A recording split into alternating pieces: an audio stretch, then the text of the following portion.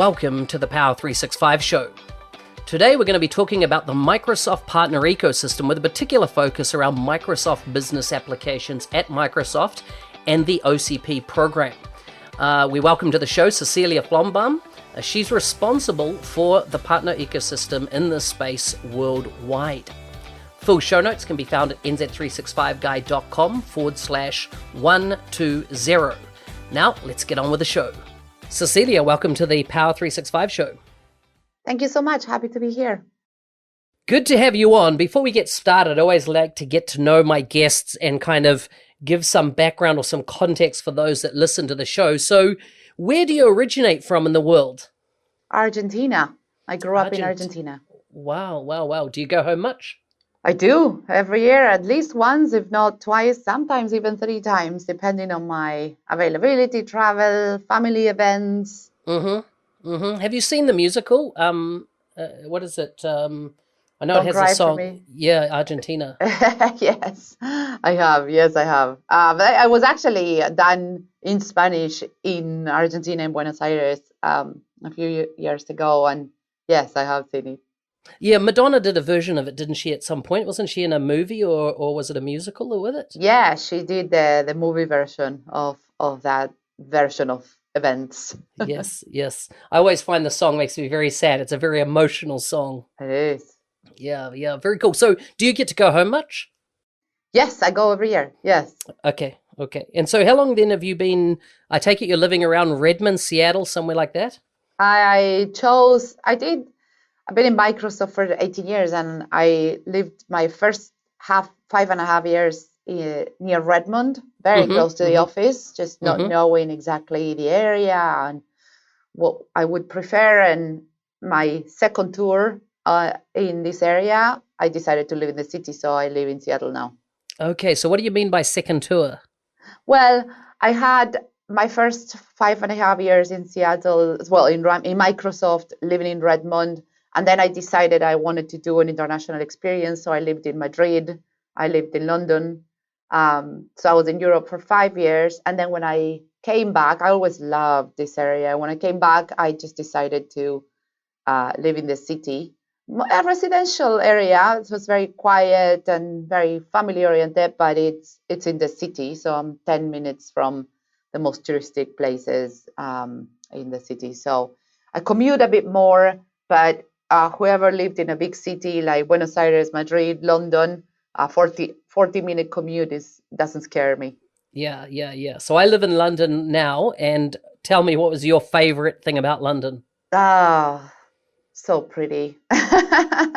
Just so pretty. Everything's just done. It's just so pretty. The stores, just this is my first image. It's just everything so pretty. Every store, every little shop, every street. And so safe. I mean, it's a city that impresses me because it's run so effectively from a traffic and transportation perspective, safety perspective. It's just amazing the amount of people they move every day and how well it's run. I miss it. I think it's a good place to live. I don't know if it's a great place to raise a family just because it's the commutes and the noise, I don't know, and the cost, obviously, it's an expensive city to live in. But I had a great time. I lived in Fulham, also very residential area, but close enough to centers of the city, the parts more central parts of the city. So I enjoyed that very, very much. Yeah. I've now spent Christmas in London, and I've spent a Christmas in New York, and I've always, in my mind, the movies have told me that Christmas in New York, is absolutely amazing. But I'm finding hard pressed to beat a London Christmas. It is just so magical. Magical. It is incredible. It is incredible. Yes. So, what was your journey into Microsoft? Pretty accidental in a way. Like I said, I grew up in Argentina. I studied in Argentina. I did my university degree in Argentina. I graduated, did 5 years of work. Well, in Argentina, it's very common to work through your studies, so through university. So my first job was in Oracle when I was 18.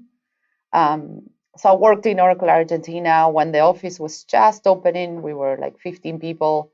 So it was a bit of a startup at the very beginning, even though Oracle wasn't a startup, but it felt like it in Argentina. We were all doing everything. Everybody was answering the phone. Everybody was doing photocopies. It was a lot of fun. Then I couldn't really cope with my career and the intensity of Oracle, so I left and did an internship in an agriculture company for a year. Completely different, as you can imagine, commodities. But I was very aware of the fact that I was in an age where I could explore and just learn enough for me to make more permanent decisions later on. And so I did that, and I kind of rotated through several departments of this agriculture, like trading company. Like we traded oil and grains, wheat and soy. So I was part for some time in transportation, for some time in the actually trading table. It was just great. Then I did that for a year, and then that wasn't. I did learn enough to know that that was not the industry I wanted to be in, and then I went into the steel pipes industry. Yeah, so I worked for 5 years actually in a company that did steel pipes. Manufacture steel pipes for oil drilling and conduction, and I was in the planning team, industrial planning team, with all industrial engineers that taught me so much of what I know now. Just thinking, because I was the only non-engineer, I had studied international trade and commerce, and so it just really changed my. It was like an MBA for me, just to learn how to think in a different way. It was a fantastic. Was probably the most shaping experience I had before Microsoft, was that one. And then I always had in the back of my mind to study in the US, do a master's degree, and this company that I worked for actually helped me pay for my master's degree in a potential agreement to come back and work for them at my return. I ended up not returning and therefore had a debt to them, but they did enable me to study, which was great.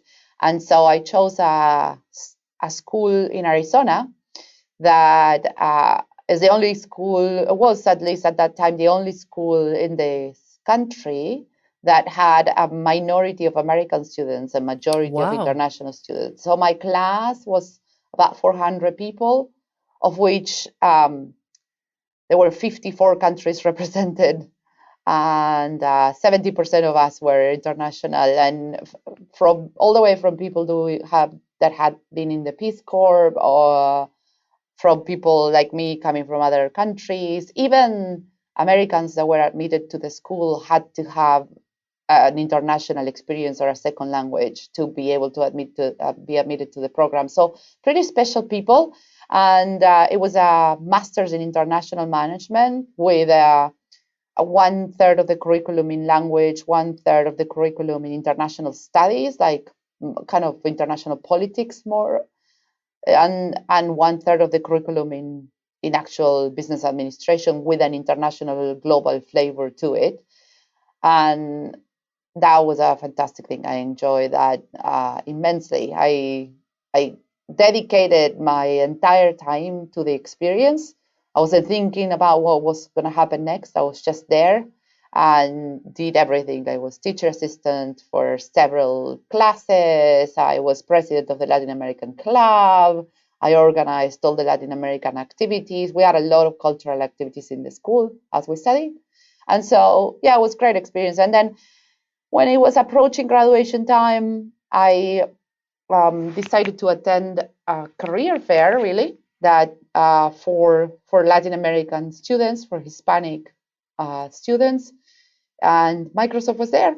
And I applied to a very generic position. This is a conference or a career fair that Microsoft attends to search for candidates with kind of generic profiles, like a generic marketing profile or a generic program management. It's more business oriented because it's a business conference. But And I just really clicked with the people that were interviewing, with the culture of the company. They did a quick interview there in the conference itself, and 2 weeks later they flew me here to Redmond for an official set of interviews. 2 weeks after that, I had an offer, and I had never even imagined that I was going to end up so far from Argentina. But I did. I came here and I love the place. I love the culture. I love the company. I love the people. I love Seattle. Love the bridge, the mountains, the views, and I could see myself living here, and I moved. Wow, wow, wow. Yeah, And that, what was that, about 18 years ago? 18 years ago, 2001. Wow, wow. Yes, And so who was the CEO at the time at Microsoft? see Balmer. Okay. Yes. Wow, wow, wow. So you've been there through that, and of course the transition was such Yeah, a and it was the incredible. time in which we were going through antitrust, and there were rumors Mm-hmm. that Microsoft may Oh, have of to course, yeah, back split. then. So Yeah. yeah, it was that time. Yes, It's a very very exciting distant time. past now, right? Very distant Very past. So distant past. yeah. What's your current role now? So now, actually, I did the first 5.5 years. I was in the partner group within the enterprise business. So generic group, not associated to any technology in particular. It was very much about field and how we plan with partners and how do we decide which partners to manage and things like that. Very generic, but taught me a lot about the partner motion in Microsoft. In 2006 is when I decided to make a change, and the job that I applied to was a job in Europe. I wanted to change business and change country. And I applied to MBS at that time, which was Microsoft Business Solutions in Europe, in EMEA. And I led a panel recruitment for MBS Wow. Okay. in EMEA, for the EMEA organization. And so that was when I started in business applications, 2006. And I did a bit of everything, honestly. I ran partner recruitment for 2 or 3 years.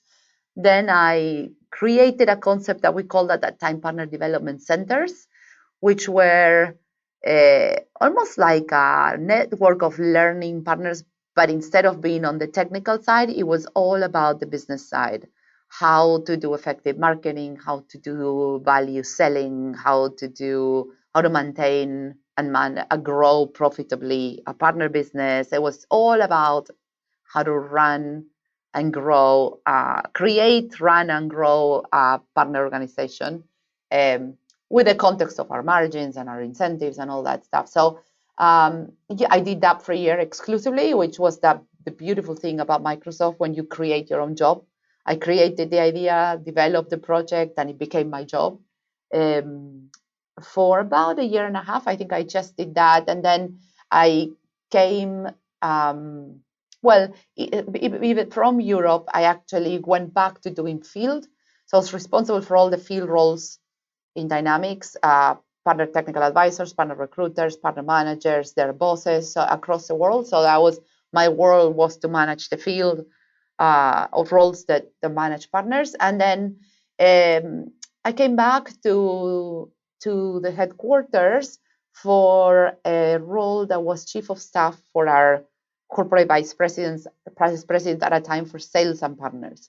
So that gave me 3 years of very broad experience across the sales part of the organization, the marketing part of the organization, and the sales and the partner. And I could bring my expertise on partners, to be honest, which was one of the key reasons why we ended up thinking as a company and myself that was a good role for me. And then now I am the responsible for business applications in the one commercial partner. So a lot has changed. As many people know, we have the way we like to call it mainstreamed the Dynamics business into the bigger Microsoft, which means we're not isolated, we're not siloed anymore. We're just one more business in the set of engines that Microsoft has, whether it's sales or partners or customer success management. And I basically am the subject matter expert within the one commercial partner organization for business applications. Excellent. So explain to me, please, what is OCP, or one commercial partner? How would you explain, what the constructs are around it, how partners engage with it, that type of thing? Yeah, so I'd say there's two parts to OCP. One is the part that actually has all the partner infrastructure. And what I mean by that is the website, partners.microsoft.com, the experience that partners have when they're trying to find information, build their journey, start with Microsoft, find answers to their questions. Also, the program infrastructure, everything that partners know as being achieving a competency. So we work with our business groups to define what it means to be, silver and gold in any business of Microsoft. So OCP does all of that, which I'm probably mischaracterizing by calling the infrastructure, but it's the wrapper, is I know the what you mean. program wrapper around our partner motion. And that's one part of it, partner communications, all of that. And then there's another part of OCP that is really the organization that gets ultimately run in the field, and it gets run in Redmond for any global partner, of managing and having resources that manage the relationship with our partners, having resources that manage the technical journeys and the technical support that our partners need to build their own offerings.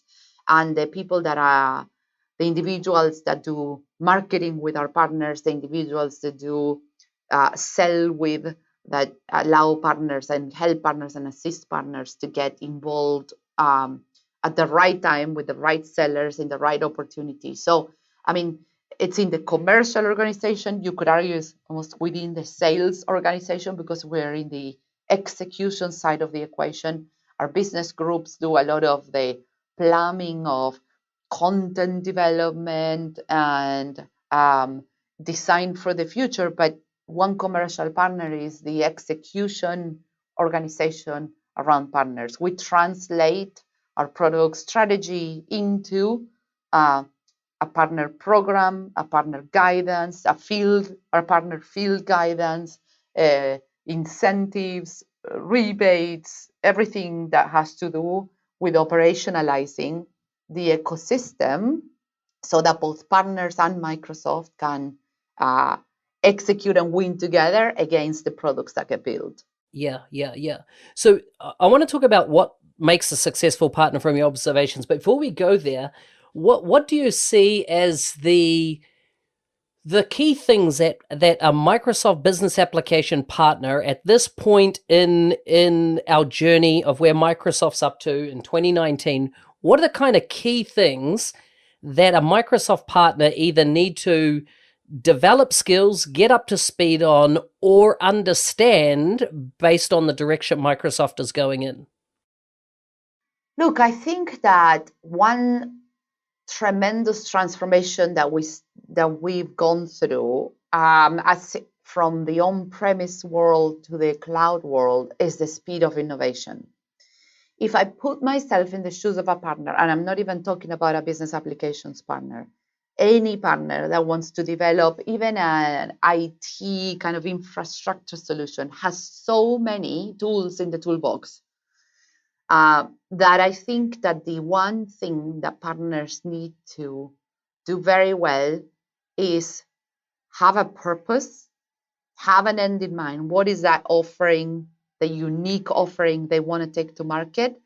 And then translate that into maximizing which Microsoft assets they need to learn and incorporate to construct that offering without siloing themselves into any particular technology. Because today it's all about how you compose the most competitive offering possible with all the assets that Microsoft has to offer.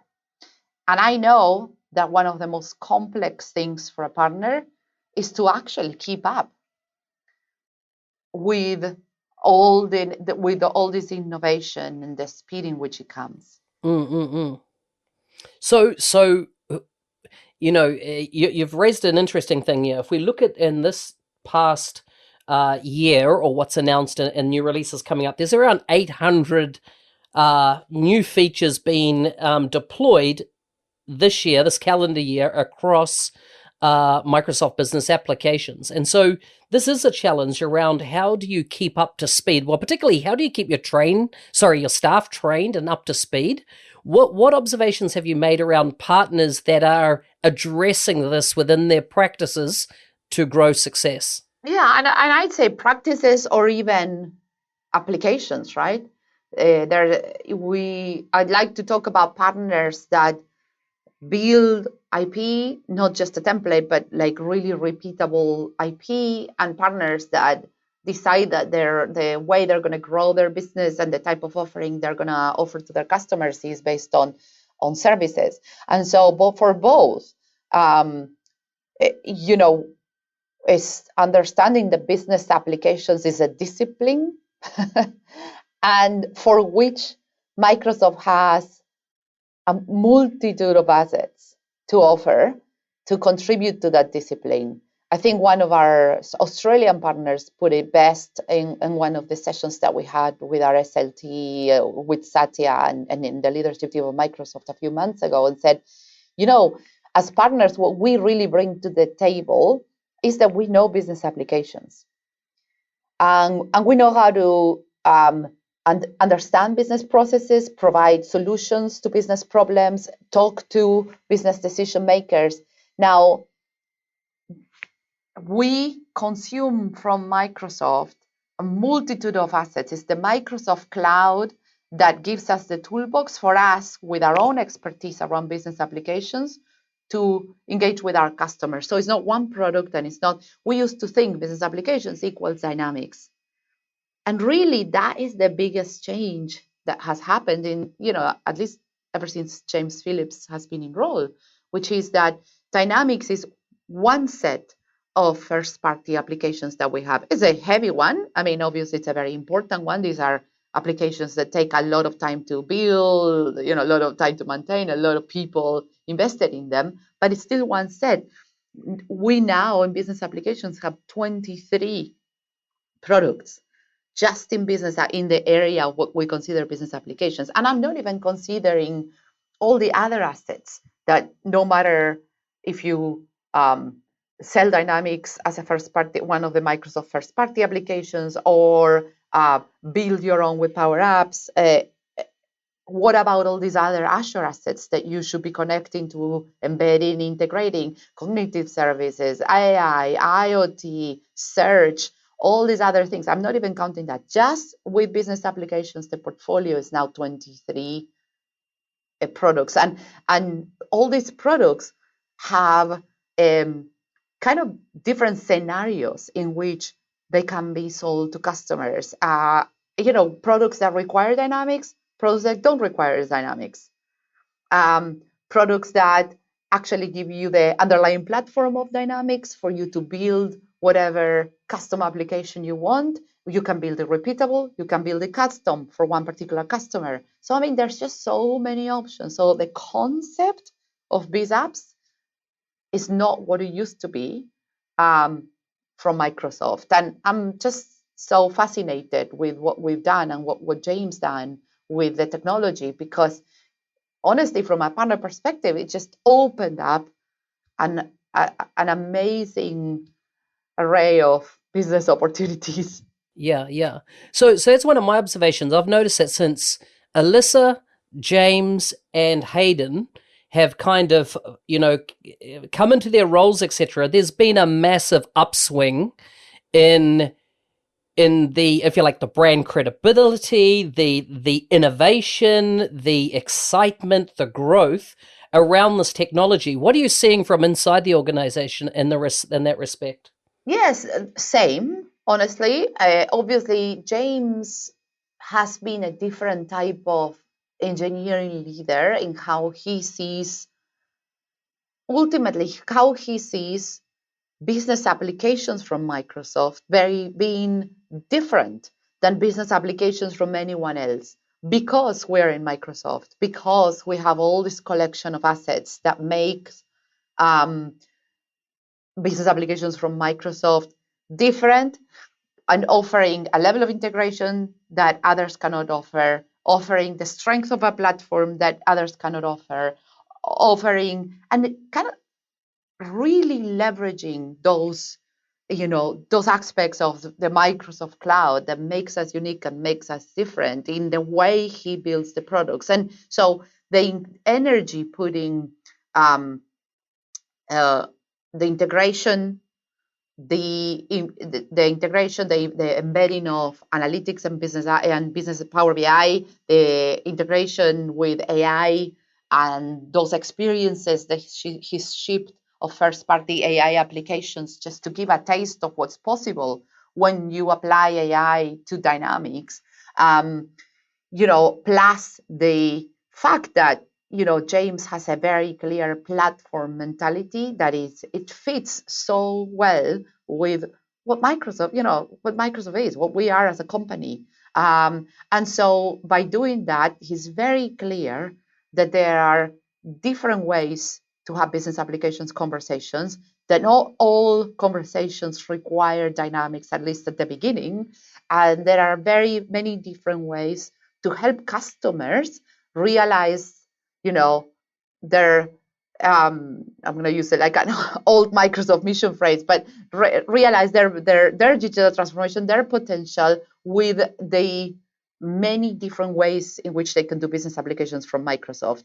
And not all answers are dynamics, and that just opens up so many doors. And so James, I would say it's starting with that, which is that technology vision, and that has been amazing. And then Alisa, who was in the Azure business before, she just brought an energy and a maturity of how to run this business that we didn't have before. And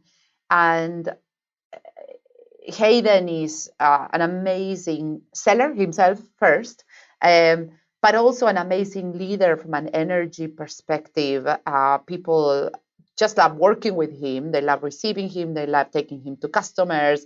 He's just good internally. He's good externally. From a sales perspective, it's just been amazing. And so the three leaders that we have is probably the best combination we've ever had, and is supported by the fact that our CEO himself is an amazing supporter of this business.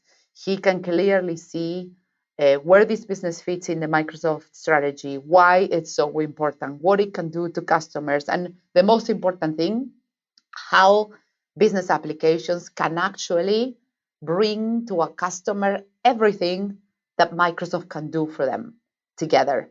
And so, just the support from Satya has been obviously one of the key differentiators in the progress that we've made from an image, from a mainstreaming, like getting embedded into the entire Microsoft machine, if you want, his own personal endorsements and support. And Alisa has done an amazing job at actually keeping him up to date, making him part of what we're trying to do, inviting him to, help us think, inviting him to give feedback.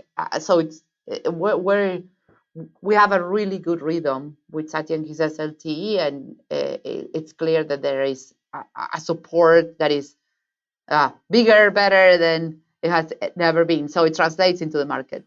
Yeah, I think that it was brilliant that Satya at some point in his career worked within MBS back in the day. Yeah. Right? I think that's definitely been an advantage as well. Yeah, and that's when I started, right? Like in 2006 when I started in MBS, Satya was in the business. So yeah, and he remembers very well why we were in this business, how we wanted to differentiate versus like our competitors, SAP, Oracle, even at that time when we were in an on-premise world. So it's very present in his mind.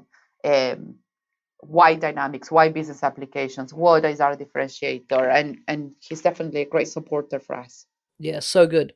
So moving back to looking at the partner side of things, in your observations, what really makes a successful partner? And I'm talking about the partner in the world we live in now, not necessarily the partner of yesteryear, But the partners that are driving successes today, what are your observations?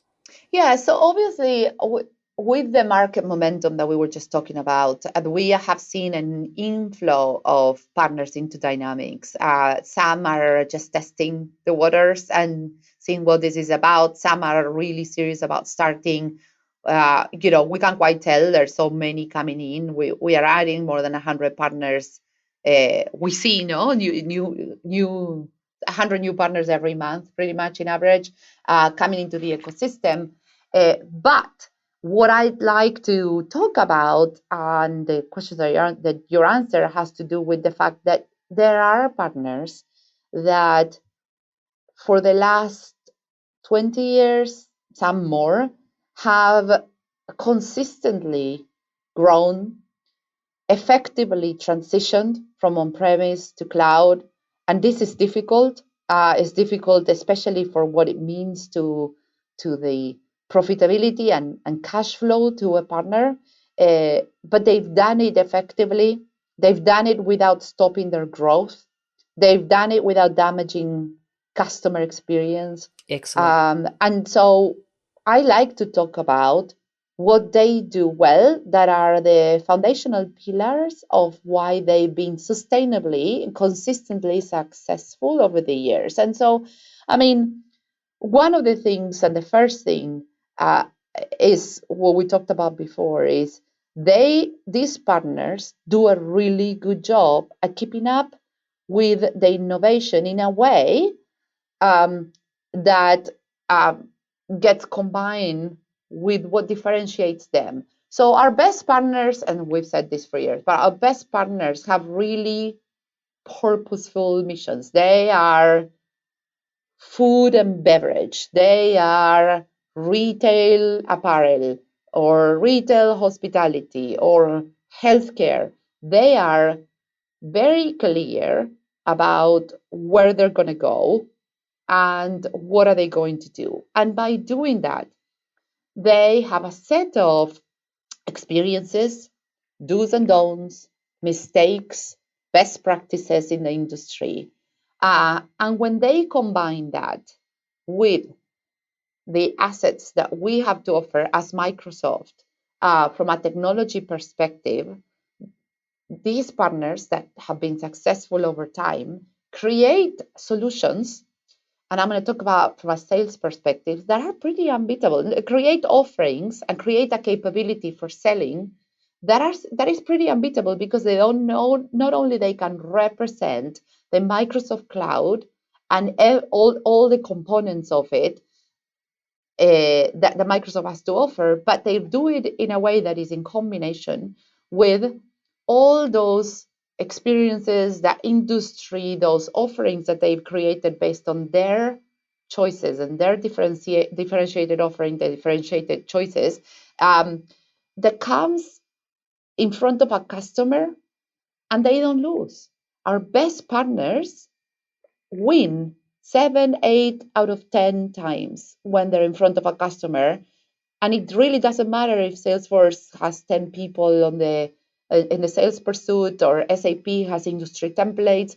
They know how to win when they do this. They have really differentiated offerings themselves. They know what they're selling, who they're selling it to, and it's differentiated in terms of what they do for a customer. But also they bring together and they keep up the unique technology differentiators that Microsoft puts at their disposal. So that's number one. The second one, these partners could never be successful the way they are if they didn't take learning and education of their teams as seriously as they do. Right. So typically, these partners had to transition to a world of releases every 2 years or 3 years, to a world of monthly updates and tier 1 releases every 6 months with 23 products. Exactly. And Yeah. their teams need to think of learning as something that they do every day, every week. And so they take very seriously the skills that they build in their teams that have to do with, selling in the appropriate way, selling value, selling in a way that brings all the unique differentiators to bear, implementing implementation skills, technical skills that actually give confidence to the customer, and the skills that allow them to, deliver success for a customer in the end. So this culture of learning, this rhythm of learning, the importance to keep up and stay current is the second thing that these partners do really well. And third, I say, at the end of the day, we can do a fantastic job at selling based on our unique differentiators. We can do a fantastic job at skilling up our people, but in the end, we do have to deliver customer success. And so that customers keep coming, word of mouth is important. All of this has a domino effect, especially in business applications when implementations go right and when they go wrong. And so our partners, our successful partners, simply implement really good projects. And this has to do as much with discipline of project management itself, which, it never goes away. That's a very key aspect of delivering project success and customer success, but also all the skills that we talked about. Is your developers, is your solution architects, is following the guidance that we put out from our solution architect team or fast track team, that has a reason to exist. When we put out guidance, it's for a reason. So it's following that guidance.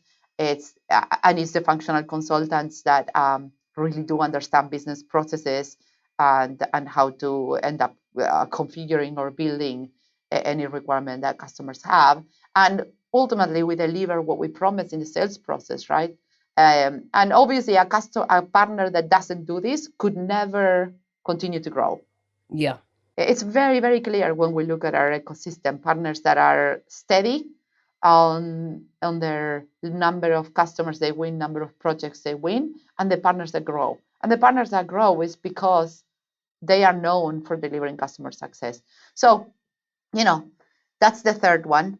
So skills. So first would be like our successful partners do a very good job at leveraging the collective strengths that we bring together, their partners and ours.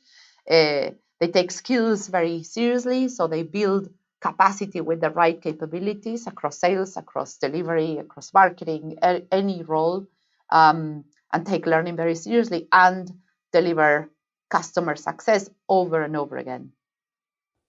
Yeah, well, that's so good. So one of the things, my perspective, I started my partner journey 20 years ago in New Zealand, a very small market. I moved to Australia, quite a bit larger. And now, in the UK. And one of the things I've noticed is a mentality with some partners that we're too small to address that first point that you raised around the innovation, the domain intellectual property or subject matter expertise around whether it's retail, healthcare, or some industry ownership, and they kind of go for if a customer asks for the technology, we're going to sell it to them. We're not going to build, if you like, a depth of knowledge in an industry. We're just going to go after everything, and so therefore they become. They might be good about the technology, but there's a kind of weakness in their overall. They're dependent on RFPs and RFIs and those type of things that look like they fit with Microsoft rather than this determined being seen as the winner or leader in a specific domain space. What's your advice to those type of partners? Look, in a business that is high growth and in high demand, that might work for a while. But I'm less worried about them not being to sell, which they probably do. And we have many partners that are just technically great. Yeah. That's it. What I would question is how much growth are you leaving on the table? Yes. Because when you sold to 3 insurance companies, if you fail to package those learnings, if you fail to package those best practices and transform those lessons into an offering to the next 10 insurance companies, you're leaving money on the table and you're leaving growth on the table. So I'd say, first of all, feel free as long as you can sell, but you are missing on an opportunity to have a differentiated offering that makes you known for something more than being technically good at CRM or technical good at DRP or whatever, um, and actually being an expert on something that makes you stand out from others. And that doesn't have to be industry every time. Industry is an obvious one, and it's something that is relatively easy if you're smart about packaging lessons that you learn. Once you sell 2 or 3 or 4 customers that are similar. Agreed. So, but it doesn't have to be. Some partners, and in the UK, we have a couple of very successful partners that actually chose a segment. They don't do large implementations. They just stay within a customer size, and they are able, their differentiated offering is that they do things in very rapid time to value for customers that have those types of requirements, that have fewer number of employees, and they could cut across several business applications technologies, but their differentiator is that we stick to these types of projects. We stick to these types of solutions. If it's very complicated, we give it to another partner. That's fine, but that makes them, I can talk about them, and I know that that's what makes them unique. Yeah, so good. So tell me about the building blocks of a successful Microsoft/partner relationship. What are those partners doing that are embracing Microsoft, and there's a great symbiotic relationship between Microsoft and the partner when it comes to that relationship development? What are you seeing? Yeah, so obviously involving, if it's a managed partner that has a partner development manager, making the best out of that relationship in the sense of involving that person fully in a true business plan that actually sets for us a goal. And the best plans are long term. The best plans are 2 or 3 years out. But even if we don't do that with the speed of innovation, sometimes that's a little difficult. But it's the best way to think about it. A work back of what would it take for us to get there. And as we do this exercise, and not everyone does it, but if you look at yourself a year from now, sit down with your partner manager, your PDM, and say, a year from now, I want to look like this. I want to have this growth. I want to be sold this much. I want to be known by this. And then you can work back and say, what will it take? And then challenge your PDM and invite your PDM to actually identify what do you need to do as a partner, and how can we help from Microsoft? And just like we're saying, the technology has now 23 products in business applications, and it's so hard to just keep up and understand. It's the same thing with the type of Microsoft programs and assets and go-to-market help that you can count on. And your PDM will actually help you go through that menu of things, whether it's a training or a partner technical architect or a go-to-market program or a pilot or a preview if we are clear about where we need to go and what will it require to get there, then the PDM will bring all these elements of the partner motion to bear to help you get there. And that is the best way, in my opinion, to leverage the relationship with Microsoft.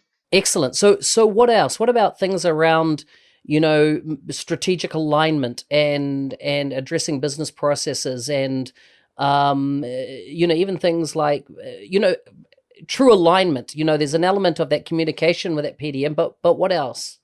Well, of course. I mean, there's the PDM will be able to articulate where Microsoft wants to go with this business, and the partners that are very successful are able to see themselves and how they contribute to that goal. And that's what you're calling alignment, is how a partner will say, okay, I can see where you want to go, Microsoft, and this is how I can help go there. And so I will align my company to just go there with you. But I think that partners, they're independent companies. You also have goals of your own, and the alignment is important because it's a partnership. We are, we're partnering. We are going to a place together. We are going to, I don't know, capture 20, I don't know, get 5 extra points of the market in hospitals in the UK. We're going to do that together. How are we going to do that together? And then the alignment, yes, in theory, but then let's transform that alignment into a plan and a work back and a set of assets that we can both contribute to make our mutual goals happen. Look, I have a firm belief that our ecosystem is in these apps, at least. I mean, I think it is for the whole of Microsoft, but it's even more unique in business applications because it's so different from all the other competitors. Our ecosystem is and can be even more a unique differentiator in the way Microsoft goes to market in business applications. It's the one thing we do that others cannot do or the others don't do well. And if that's true, then our partners need to be able to grow, need to be able to provide an expertise that Microsoft sellers cannot provide because we would never have enough. Yeah. A partner can be an expert in luxury goods in fashion retailing. We will never have Microsoft sellers or enough of them with that level of expertise. If that partner can represent the Microsoft assets, the Microsoft technology, the Microsoft innovation in combination with their deep expertise in luxury goods, then it's unbeatable. It's unbeatable. And it can be the one thing that nobody can compete against. And so back to your question, their alignment, sure, to where we're going, strategy, technology, our advices, our trainings are great. Make use of everything, absolutely. But joint set of goals, a joint planning process that allows a Microsoft, whether it's a partner technical architect or a PDM, allows Microsoft to say, great, this is where we're going. This is what I do for you. This is what you're going to do. This is how we're going to measure our success together. Let's go. Yeah. So good, so good. I don't know if you know Juliana Demasiski in Sydney, Microsoft, but she was my PDM in that place, and she was absolutely fantastic when I worked in Australia as a managed partner. Absolute, she fulfilled everything that you've discussed here, and about having that strong rhythm and relationship with us. Because then you're also helping your Microsoft PDM go find the specific things that you need, as opposed to, oh, these are all the programs available, let's just get you in there. No, let's do it with a purpose. Yeah. So good. But listen, our time's flown very quickly, and I like to wrap up with some quick fire questions with you. But before we do, is there anything you'd like to add around OCP? Add around OCP. Not much that I haven't said before. I mean, make use any partner. There are many different ways, and not all of them are centered on our PDMs. There are many different ways, or whether it's through a website or through our cloud enablement desk or through the PDMs in a given country, to engage with Microsoft and the commercial side and within the one commercial partner organization, and use whatever entry point, whether it's the website or a cloud enablement desk representative or your PDM, to understand not just all the technology that's available, but all the different programs and all the different ways to help you go to market and grow that are also available. Starting with the marketplace, but then everything that we do around marketing and partner marketing, there's just so much out there that is also, just as we struggle to keep up with technology, it's important to keep up with all the types of programs and offers that we have available to partners to help us win together. So good. So good. Okay, so it's quick fire question time. Okay. So just I'll fire a question and whatever comes top of mind. First of all, who in your life inspires you to be better? My husband. Awesome, awesome. What activities do you enjoy so much that it makes you lose track of time? Playing with my daughter. Nice, nice. And what do the first 30 minutes of your typical day look like? Panic about my day. Panic. I love it. I love it. Do you think that's an Argentinian thing? Maybe. The lack of Just planful approach to my time and my days. I really excellent. try. I had for 3 years a British boss that changed quite a bit of me, but not quite. And I continue to. I always say my husband is Danish, right? So there's no more. Wow. There's no more opposite cultures. Yeah. I'm very Danish for an Argentinian. He's very Argentinian for a Dane. Wow. And I am extremely structured, if you ask my family, but I'm extremely chaotic, but for the demands that my life has right now. So good. Is there anybody you would recommend as a guest for future podcasts? That's a good question. Hayden. We've had a chat, Hayden and I, as in he's on my list. We've just never coordinated his schedule to make it happen, but it will happen. It'll happen. He's already said he's happy to do it, so I should push forward and get him on. Excellent. I've had James Phillips on, and so I need to probably get him and Alyssa at some point as well. Yes.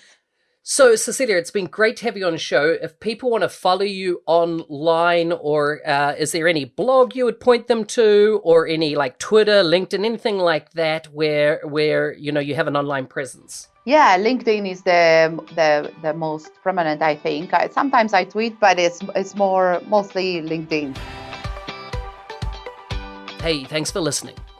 What's your experience in developing a relationship with Microsoft? Are you part of the OCP, or are you a partner that's innovating and addressing these areas of where partner relationship is going with Microsoft? I'd love to hear your story.